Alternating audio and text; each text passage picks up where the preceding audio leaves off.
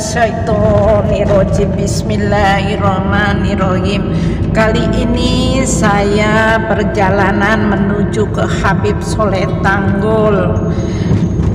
Pemirsa yang dirahmati Allah, semoga yang menyimak video ini atau menonton semoga dalam keadaan sehat walafiat, dimurahkan rezekinya. Amin amin ya mujibas sa'ilin. Pemirsa, manaqib dari Mbah Soleh ini Masya Allah, karomahnya banyak sekali. Setiap tanggal 10 Syawal, yaitu hal dari Mbah Soleh Solihin Tanggul Jember, banyak orang dari luar kota, dari luar pulau, serta ada juga yang datang di luar negeri untuk memuliakan, yaitu hal dari Mbah Soleh atau Habib Soleh. Beliau lahir di desa Hadramut, yaitu pada tahun 1311. Ayahnya adalah Habib Al-Bahri, orang yang soleh, ulama yang sangat dicintai dan dihormati dimanapun berada. Ibunya seorang wanita soleh yang bernama Aisyah. Beliau mempelajari Al-Quran dari seorang guru, Syekh Bahudin, yang dikenal sebagai seorang yang soleh dan ahli berzikir. Sedangkan ilmu fikih dan tasawuf adalah belajar dari ayah sendiri, Al-Habib Muhsin. Pada usia 26 tahun 1921, Al-Habib Soleh meninggalkan Hadramut menuju ke Indonesia bersama Sefadi Soleh.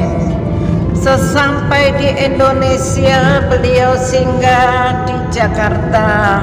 Mendengar kedatangan Al-Habib Soleh, sepupu Habib Muhsin meminta Habib Soleh untuk tinggal di kediamannya di kota Lumajang. Lalu Habib Soleh tinggal sementara di Lumajang, sementara menatap beberapa waktu, kemudian pindah ke Jember, dan akhirnya beliau menetap di Tanggul hingga akhir hayatnya. Suatu ketika datanglah seorang menginginkan uslah, yaitu menjauhkan diri dari keramaian orang. Dalam halwatnya beliau senantiasa mengisi waktunya dengan membaca Al-Quran, bersolawat dan mengagungkan Allah selama 3 tahun, hingga suatu hari didatangi gurunya Habib Abu Bakar As-Sekaf yang bercahaya bersinar terang. Akhirnya Habib Abu Bakar mengajak keluar untuk datang di kediamannya di kota Gresik. Sesampai di rumah Al-Habib Abu Bakar, Habib Soleh diminta untuk mandi si jami'iyah di kediaman Al-Habib Abu Bakar di Gresik. Kemudian Habib Bakar memberikan ijazah mandat dan jubah dan surban. Habib Soleh berdakwah kepada masyarakat tiada lelah.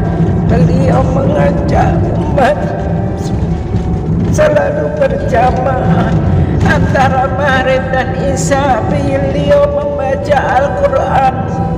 Selepas sholat asar, beliau membaca kitab Nasihat Diniyah karangan dari Habib Al-Haddad dengan diuraikan sebagai bahasa Madura.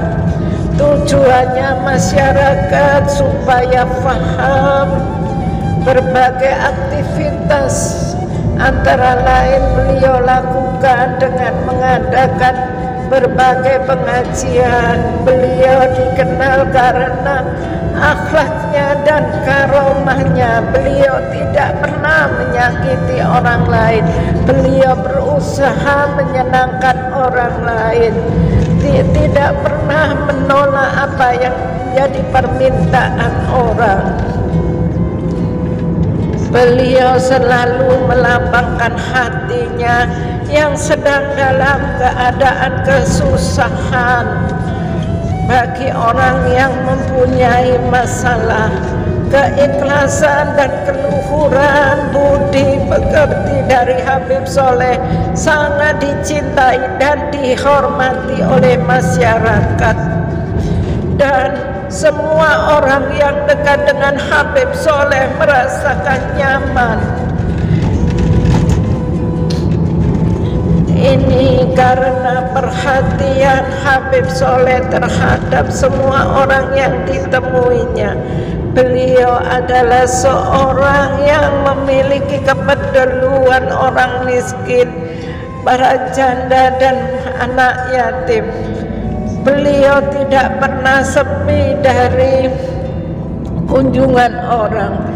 Bahkan ulama, pejabat tinggi, beliau datang untuk bersilaturahmi.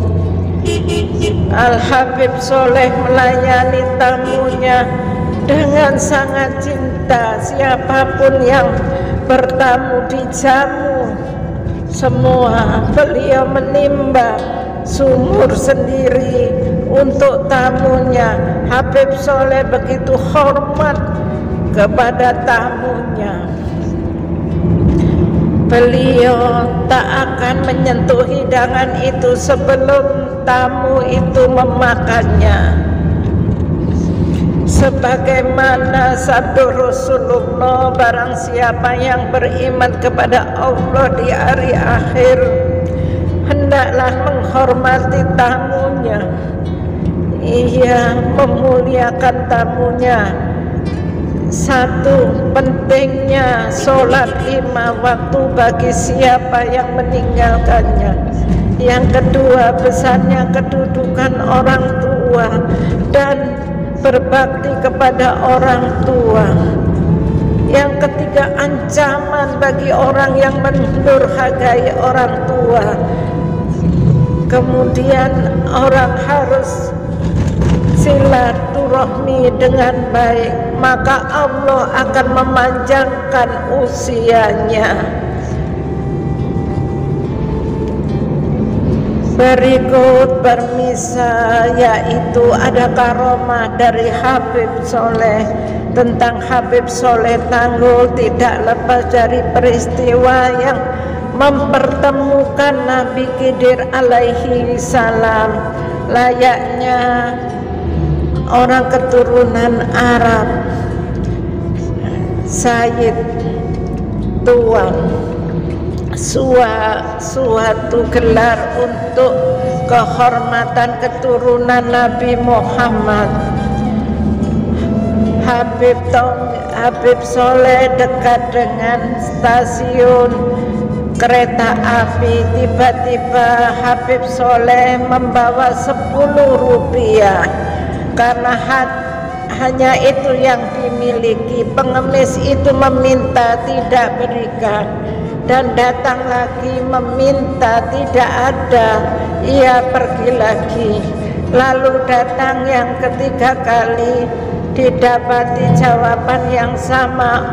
Orang itu, pengemis itu, yang 10 rupiah di saku kamu itu merasakan ada yang aneh, kemudian menjabat tangan dengan pengemis itu.